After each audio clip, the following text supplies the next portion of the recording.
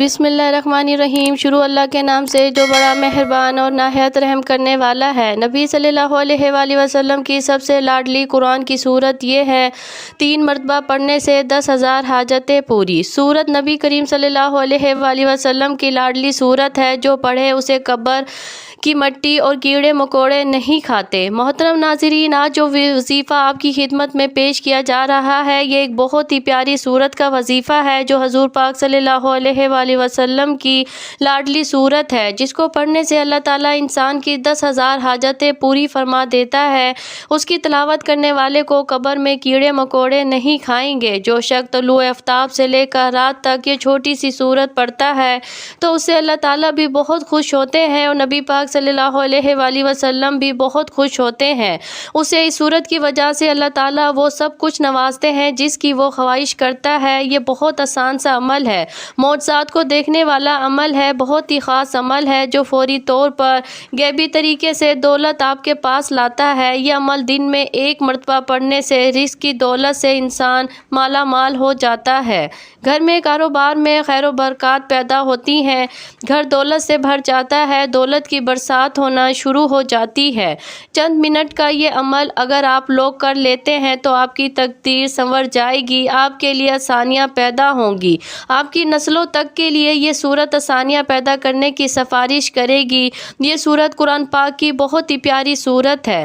قرآن پاک چونکہ ہمارے پیارے آقا حضرت محمد صلی اللہ علیہ وآلہ وسلم پر 23 سال کے عرصے میں تھوڑا تھوڑا نازل ہوا، اس میں انسانیت کی فلاح اور کامیابی کا ہر راز پوشیدہ ہے، لیکن ہمارا معاشرہ آج کل دین سے دوری کے سبب ان رازوں کو پہچان ہونے سے غافل ہے۔ یہ اللہ تعالیٰ کی بہت ہی پیاری کتاب ہے، جس میں تمام انسانیت کے لیے ہدایت موجود ہے، لیکن اس کتاب سے ہدایت اور فلاح وہی لوگ پا سکتے ہیں جو ہدایت کے راستے پر چلتے ہیں، جو دین سے محبت کرتے ہیں۔ یہ کتاب بندوں کو خالق سے ملا دیتی ہے، گمراہوں کو صراط مستقیم کا پتہ بتاتی ہے، اجڑے دلوں میں ایمان اور یقین کے سب سے اگاتی ہے، قلب و جگر کو تقویت اور طہارت کے نور سے منور کرتی ہے، مایوسی میں ڈوبے ہوئے زندگیوں کو آج کی شمع دکھاتی ہے، روحانی اور جسمانی امراض کا صفایا کرتی ہے، پریشانیوں کو دور کرتی ہے۔ اس کے علاوہ نہ جانے کتنی صفات کی حامل یہ بہترین کتاب ہے۔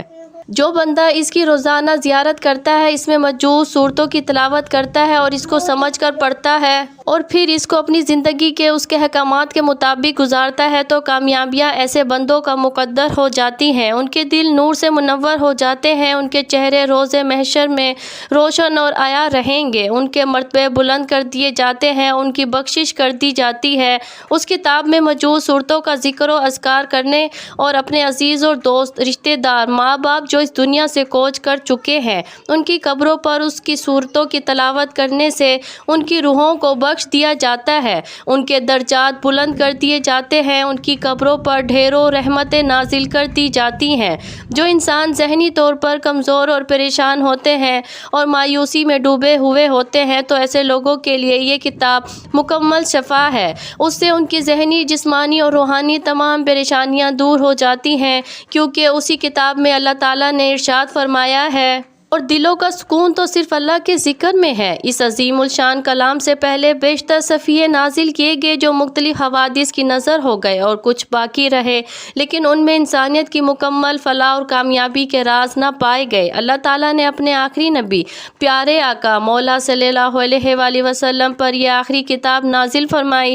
اس میں تمام انسانیت کے لیے رحمت اور ہر قسم کی کامیابی، ہر قسم کا راز، زندگی گزارنے کا طریقہ، حضور پاک صلی اللہ علیہ وآلہ وسلم کی سیرت، تمام چیزیں موجود ہیں۔ یہ کلام جس طرح حضور پاک صلی اللہ علیہ وآلہ وسلم پر نازل کیا گیا، آج بھی اسی اصل شکل و صورت میں موجود ہے۔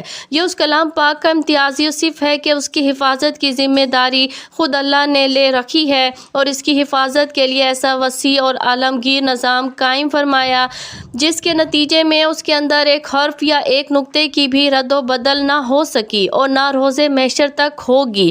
اس کی صداقت و حقانیت روز روشن کی طرح آیا ہے۔ اس کی حلاوت و شیرینی اور اثر افرینی ایسی ہے کہ لوگ دیوانہ وار اس کی طرح کھینچے چلے آتے ہیں۔ دنیا میں سب سے زیادہ پڑھے جانے والا اعزاز بھی قرآن کو ہی حاصل ہے۔ بے شک یہ کتاب تمام کتابوں سے افضل ہے۔ جیسا کہ ایک روایت میں ہے، اللہ کے کلام کی فضیلت تمام کلاموں پر ایسی ہے جیسے اللہ کا مقام تمام مخلوقات کے مقابلے میں۔ بھلا اللہ کے مقابلے میں اس کی مخلوقات کی کیا حیثیت ہے؟ ٹھیک اسی طرح قرآن کے آگے دوسری کتابوں کی کیا حیثیت ہے؟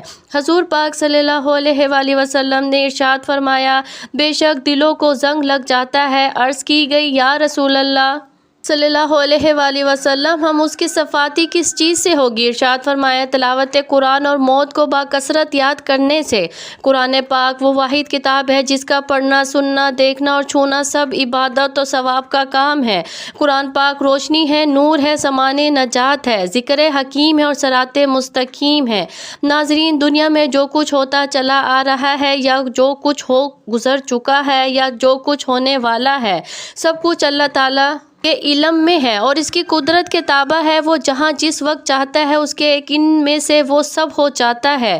تو آج کا عمل جو آپ کو بتایا جائے گا اس کی کن کو متوجہ کرنے کا بہت ہی پیارا عمل ہے جس کو آپ نے ذات پاک پر کامل یقین اور اعتماد کے ساتھ کرنا ہے۔ ناظرین، یہ وظیفہ آپ نے اللہ تعالیٰ پر پورا یقین اور اپنے اللہ سے امید رکھتے ہوئے کرنا ہے۔ کسی بھی صورت آپ کو مایوس نہیں ہونا، کیونکہ اچھے اور برے حالات ہمیشہ کے لیے نہیں ہوتے۔ اس لیے آپ نے نا امیدی کا شکار نہیں ہونا، کیونکہ زندگی بھی عجیب ہے، کبھی کبھی اتنی خوبصورت لگتی ہے کہ جی چاہتا ہے کہ ہمارا ناطہ ہمیشہ کے لیے زندگی سے جڑا رہے، کبھی بھی یہ ناطہ نہ ٹوٹے۔ اور کبھی جب زندگی ہماری امیدیں اور توقعات پوری کرنے میں ناکام رہتی ہے تو دل رک جاتا ہے اور یہ زندگی جلد ختم ہو جائے، مگر یہ حقیقت ہے کہ دکھ اور درد میں وقت طویل سے طویل تر ہو جاتا ہے۔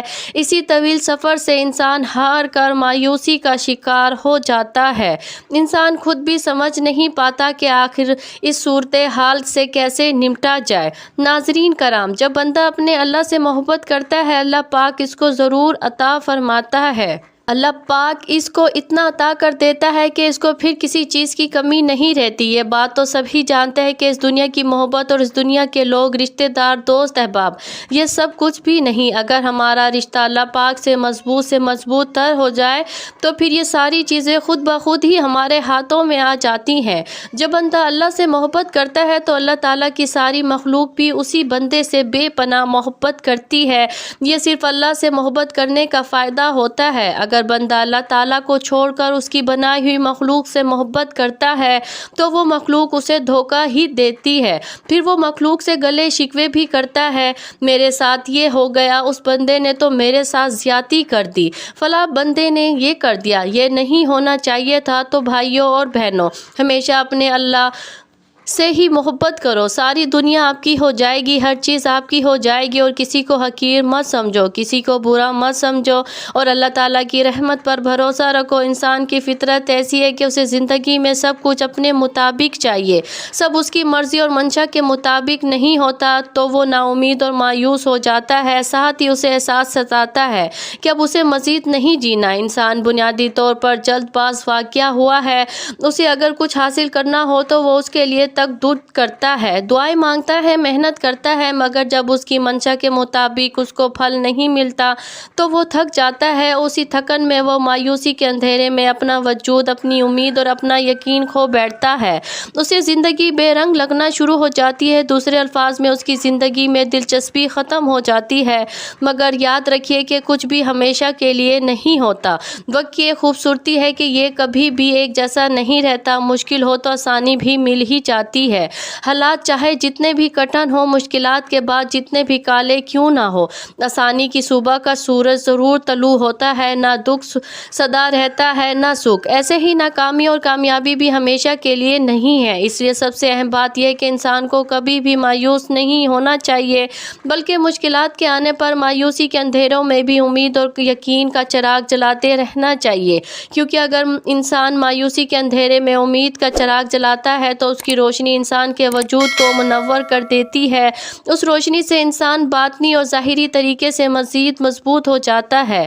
وہ سمجھ جاتا ہے کہ یہ ناکامیاں اور مشکل وقت سب عارضی ہیں۔ وہ اس حقیقت سے آشنا ہو جاتا ہے یہ زوال، یہ مشکلات سب انسان کی ہمت کو جانچنے کے لیے قدرت نے پیمانے بنائے ہوئے ہیں، کیونکہ یہ بھی حقیقت ہے کہ انسان اپنی فتح اور کامیابی سے اتنا مضبوط نہیں ہوتا جتنا وہ اپنے زوال اور ناکامی سے مضبوط ہوتا ہے۔